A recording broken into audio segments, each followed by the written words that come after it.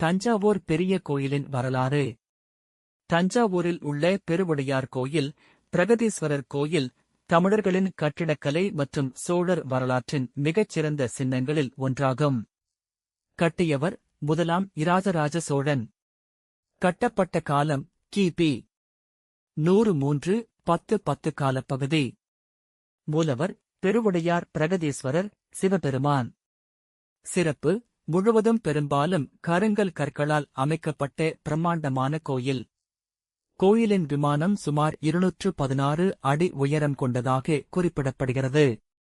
மேலுள்ள மிகப்பெரிய கல் கட்டுமானமும் அதன் கட்டிடப் பொறியியலும் இன்றும் வியப்பை ஏற்படுத்துகின்றன. கோயில் சுவர்களில் உள்ள கல்வெட்டுகள் சோழர்களின் நிர்வாகம், கோயில் பணிகள், நிலங்கள், நன்கொடைகள் மற்றும் கலைஞர்கள் பற்றிய முக்கிய வரலாற்று தகவல்களை வழங்குகின்றன.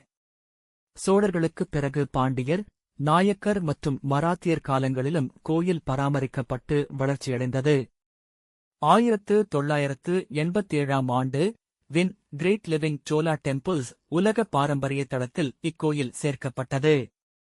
முக்கியமான வரலாற்று சிறப்பு: 1000 ஆண்டுகளுக்கு முன்பு இவ்வளவு பிரம்மாண்டமான கல்கோயிலை சோழர்கள் எவ்வாறு திட்டமிட்டு கட்டினார்கள் என்பது இன்றும் கட்டிடக்கலை ஆராய்ச்சியாளர்களை ஆச்சரியப்படுத்துகிறது.